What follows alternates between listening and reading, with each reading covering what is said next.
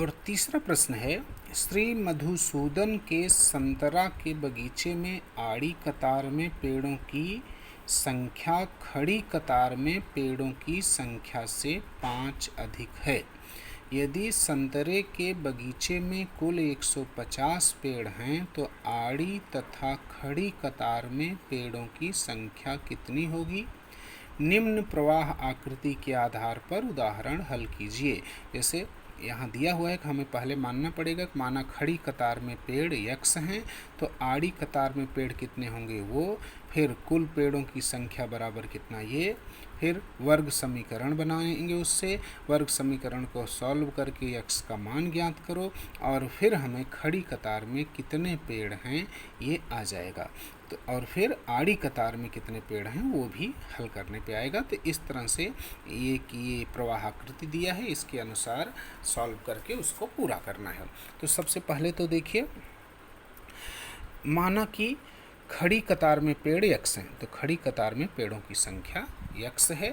फिर प्रश्न में कहा है कि आड़ी कतार में पेड़ों की संख्या खड़ी कतार में पेड़ों की संख्या से 5 अधिक है, इसलिए आड़ी कतार में पेड़ों की संख्या कितनी हो जाएगी?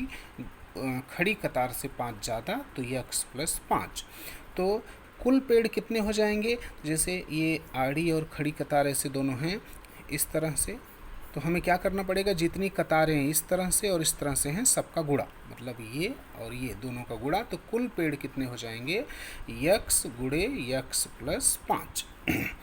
परंतु प्रश्न में कुल पेड़ों की संख्या हमें दी गई है कितना? 150। तो कुल पेड़ों की संख्या 150 दी गई है और कुल पेड़ों की संख्या यहाँ कितना आया? यक्स और यक्स प्लस 5। तो इसलिए आएगा क्या? यक्स गुणे यक्स प्लस 5 बराबर 150।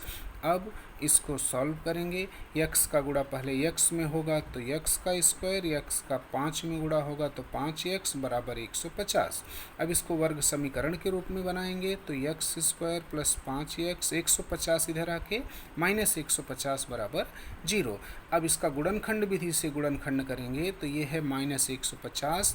इसका इस प्रकार से गुणनखंड करना है कि जोड़ने पे प्लस 5 आए, तो 15 दहम 150 प्लस 15 माइनस 10 गुणा करेंगे। देखिए प्लस 15 माइनस 10 का तो माइनस 150, और अगर दोनों को जोड़ेंगे तो प्लस 5 भी आएगा।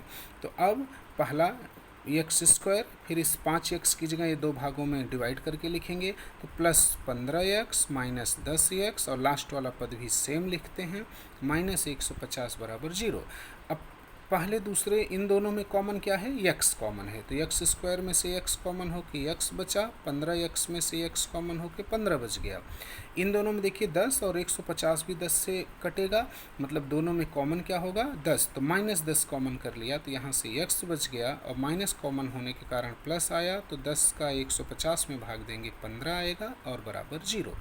अब यक्स प्लस 15 ये दोनों पदों में है तो कॉमन हो गया, तो बचेगा क्या? इस पहले वाले से यक्स और दूसरे वाले से माइनस 10 बराबर 0। अब दोनों का गुणा 0 आ गया, तो या तो यक्स प्लस 15 बराबर 0 होगा या यक्स माइनस 10 बराबर 0।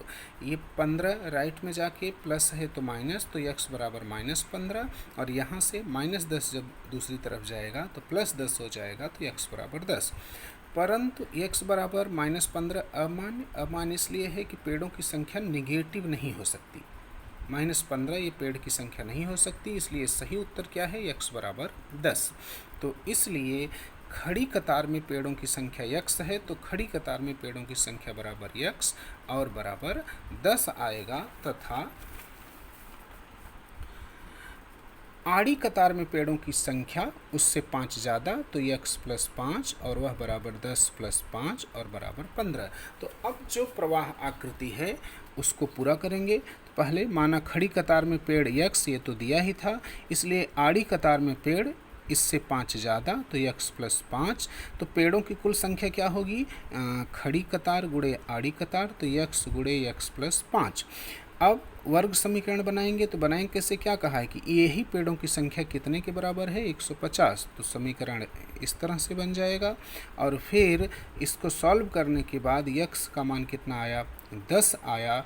तो खड़ी कतार में पेड़ कितने हो गए? यही जो यक्स का मान है, और आड़ी कतार में पेड़ कितने हो गए? उससे 5 ज़्यादा तो 10 5 15। तो इस प्रकार से ये प्रवाह आकृति पूरा करेंगे।